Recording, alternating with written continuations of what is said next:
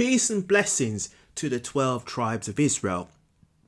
Today I'm going to deal with a Bible share called Time and Season.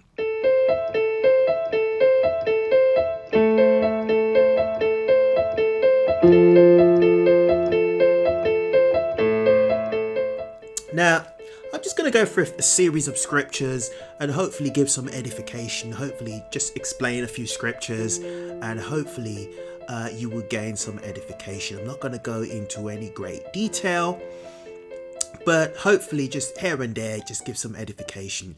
So let's deal with time and season. So everything that we do here on this earth has a time and a season, right? There's a time when you're a child, right? There's a season, right? There's a time and there's a season, right? There's a time when you were born. There's a time when you were a baby, when you couldn't talk. There's a time when you could talk. There's a time when you become an adolescent, you get to be a teenager, and there's a time when you become a grown man. And then when you become grown, there's time and seasons. You've got times when you're in your 20s, when life is good, it's sweet, right? Maybe you don't have as much responsibility because you're still very young. You're a young man, a young woman. And there's times when you hit your 30s and when you probably have to knuckle down a bit more to kind of prepare your own family, right? When you're heading towards your 30s, maybe you have to knuckle down a little bit more to actually concentrate on building a family. So everybody has times and seasons. So there's a time when you're young, times when you're middle-aged, and the times when you are old, right? You're entering the winter of your life, right? Now, so for everything there is a time and a season. So let's go to Ecclesiastes 3, and we're going to read from 1 to 8. So let's go to Ecclesiastes 3, and we're going to read from 1 to 8. To everything there is a season and a time, to every purpose under the heaven. A time to be born, a time to die, a time to plant, a time to pluck up that which is planted, a time to kill, a time to heal, a time to break down, and a time to build up. Right? So everything here on this earth has a time and a season, right? Everything has an order to it, right? Everything that we do has a time, right? To every purpose under the heaven, right? So the Lord is talking about here on earth, right? So he's talking about here on earth. A time to be born, right? So there's a time when you are birthed and a time to die. There's a time when it's time for you to go, the Lord looks away. So he doesn't hear your prayer. When you're saying that prayer and say, oh, save him, he's going now, save him. The Lord looks away because it's your time to go, right? So there's a time to be born and a time to die. It's like when the water breaks, when the woman's water breaks, she knows it's time for the baby to come. You see, that's the appointed time for the baby to be birthed. So there's a time to be born and a time to die, a time to plant and a time to pluck up that which is planted, a time to kill and a time to heal, a time to break down and a time to build up. So everything has their times and their seasons. Everything has a place here on earth. A time to be born and a time to die. So there's a time to be born and there's a time to die. So there's a time when you're a baby and you're born, you're new in the world, and there's a time when you're old and you die, right? Some people don't make it into old age, right? Especially if you live a terrible life. If you live a terrible life, like you're a drinker, smoker, you get drunk, you steal things that don't belong to you, you fornicate, you commit adultery, chances are the Lord will cut short your life, right? The life that you would otherwise live until you're in your 80s, 90s, possibly, the Lord cuts it short, right? So it says a time to be born, a time to die, a time to plant, a time to pluck up that which is planted. So it goes into to planting and season time and harvest time, sorry.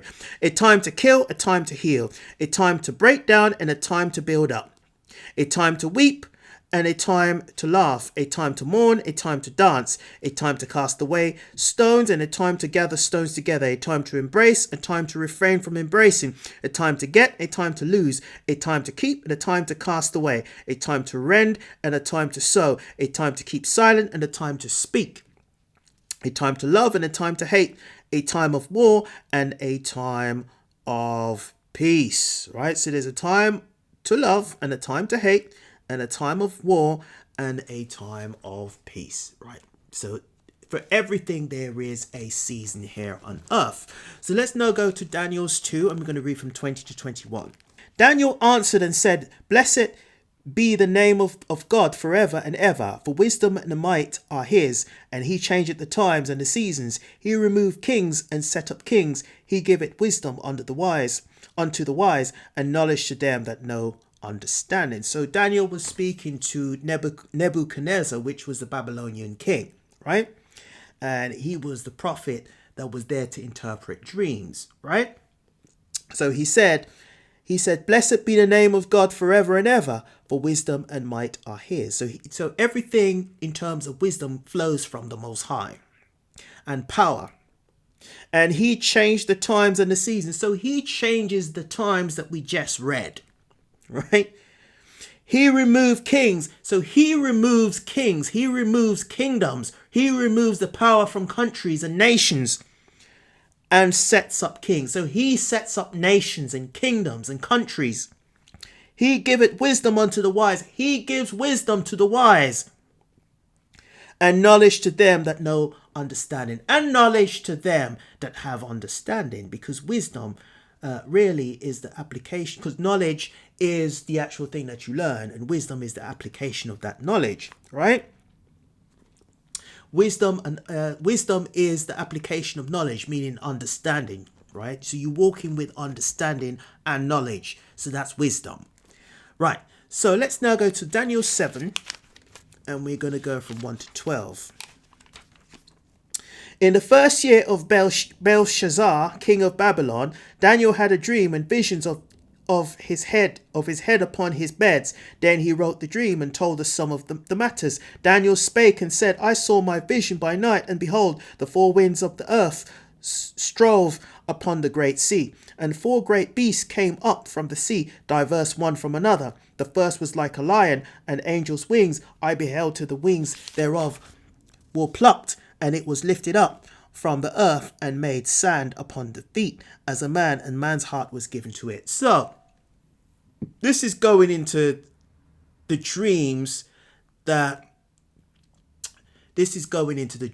Daniel was telling, right? So he was actually reciting the dreams that he just had, right? But he didn't necessarily give the explanation of all of it, right? I should say that, right? Okay, so let's carry on. Plucked. So I'm not going to go into great detail into this dream, but I'm just going to speak and then I'll just explain bits, right? So he said, so let's go back to 4. "And the first was like a lion, and had an eagle's wings. I beheld, till the wings thereof were plucked, and it was lifted up from the earth and made to stand upon the feet as a man, and a man's heart was given to it." So he's going on, he's talking about Babylon. "And behold, another beast, a second one like to a bear, and it raised up itself on one side, and it had 3 ribs in its mouth of between the teeth of it. And they said thus unto it, Arise and devour much flesh." So this is going into the Persian and Medes. "After this I beheld, and lo, another like a leopard, which had upon the back of it 4 wings of a fowl. The beast had also 4 heads, and the dominion was given to it. After this I saw the night visions, and behold, a 4th beast, dreadful and terrible, and strong exceedingly, and it had great iron teeth. It devoured and brake in pieces, and stamped the residue with its feet of it, and it was diverse from all the beasts that were before it, and it had 10 horns." Right, so I suppose this beast, hang on, so there was a leopard. So let's deal with the leopard. So we're going to go to 6. "After this I beheld, and lo, another like a leopard, which had upon the back of it 4 wings of a fowl." So that goes into the Greek. That goes into the Greeks. And the 4 wings goes into the armies, right? So that goes into the 4 generals that were manning the Greek Empire. So that goes into people like who are these people? People like Seleucus, Lysimachus, Cassandra, and Ptolemy, right? So they're 4 Greek generals, right? So they were the generals that were manning the Greek Empire. So the leopard is symbolic of the Greeks. And after this I saw the night visions, and behold, a 4th beast, dreadful and terrible, strong exceedingly, and it had great iron teeth. It devoured and brake in pieces, stamped the residue with the feet of it. And it was diverse from all the other beasts that were before it, and it had 10 horns. So this is going into the current kingdom, right? The current ruling kingdom, which is a combination of the Greeks and the Romans. I considered the horns, and behold, there came up among them another little horn, before whom there were 3 of the first horns plucked up by the roots. And behold, in this horn were eyes like the eyes of a man, and a mouth speaking great things. Right, so it said there were 3 of the first horns plucked up by its roots. So this is going into France, Spain, and Britain. And a mouth speaking great things. Behold, so it's saying, I consider the horns, and behold, there came up among them another little horn. So the little horn would have been America, right? So that's Babylon the Great. 9. I beheld till the thrones were cast down, and the Ancient of Days did sit, whose garment was white as snow, and the hair of his head was like pure wool. His throne was like the fiery flame, and his wheels were burning fire. So this is the Most High in judgment. A fiery stream issued and came forth from before him. Thousands ministered unto him, and 10,000 times 10,000 stood before him. The judgment was set, and the books were opened. So this is Judgment Day. I beheld then, because of the voice of the great words which the horn spake, I beheld even till the beast was slain, and his body destroyed and given to the burning fire, or burning flame. As concerning the rest of the beasts, they had their dominion taken away, yet their lives were prolonged for a season and a time. So here's the bit that really why I read all of this, right? So basically Daniel's is saying that these rulerships didn't last forever. They're for a time and a season, right? So it's saying in the current situation that we're in, until Israel takes its rulership, you will always have times and seasons whereby kingdoms come and kingdoms go, right? So that's what Daniel is going into, right? So what we're going to do, we are now going to skip now to 17 and 18. The great beasts which are 4 kings which shall arise out of the earth, and the saints of the Most High shall take the kingdom and possess the kingdom forever, even forever and ever. Right? So Israel is going to take the kingdom, meaning the planet Earth, and it will possess it forever, even forever and ever. So Israel will never not be in control. So that's what it's going into. Right, so Israel will never not have that control. So with Israel, there will not be a time and a season, as in nation changing, as in kingdoms changing kingdoms. It will be forever and ever and forever. So let's read it as it is.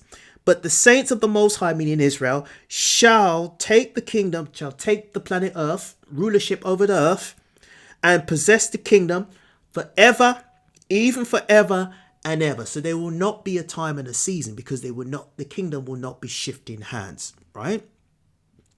So time and season will stop when it comes to Israel. So as we know the time and the season, as what I read in Ecclesiastes 3 from 1 to 8, it will stop when it comes to Israel. That doesn't mean that you're not going to still have planting times and harvest times, but for Israel will now have an everlasting kingdom that shall never end. Right, so just to reiterate, what that means is that times and seasons for Israel's rulership will never change, right? So times and seasons will stop in terms of rulership. Because remember, the Bible says that the Lord changes kings and kingdoms, right?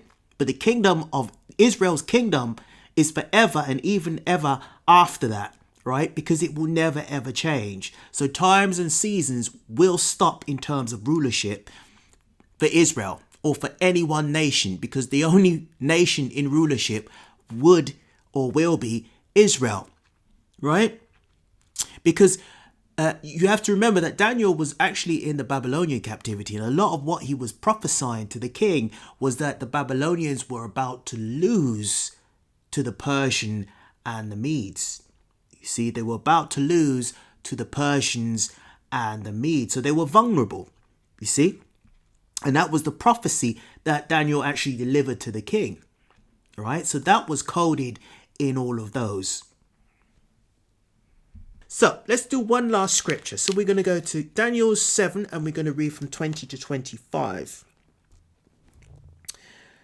And he shall speak great words against the Most High and shall wear out the saints of the Most High and think to change times and laws. So this is going into the current ruling kingdom, right? So you had the Greeks, and then now you have a combination of the Greeks and the Romans. So what the Most High is saying, this kingdom, this Edomite kingdom, is going to shall speak great words against the Most High and shall wear out the saints of the Most High and think to change times and laws. So times and laws have been changed, and they shall be given into the hand until times, again, time and times and dividing of time. Right? That's a season. Right? That's a season. Right? It's only for a season. Right? So it's only for a season. So the point that I'm trying to make is that everything under the heaven has times and seasons, but for Israel, that formula will not work for Israel, because Israel shall take the kingdom and it shall have power over the kingdom forever, even forever and ever. And it says, let's read 25 again, and he shall speak great words against the Most High. So that is the kingdoms, the current ruling kingdoms or kingdom is speaking that. And shall wear out the saints, meaning the Israelites of the Most High, and think to change times and laws, which they have done. And they shall be given into his hand until, so Israel shall be given into the hands of the current ruling kingdom, and times and dividing of time. So that's a season, right? But that season ends when Christ returns and the kingdom is handed back to Israel for an everlasting kingdom which shall never end. So that ends the Bible share. Brothers and sisters, I hope you were edified. Shalom.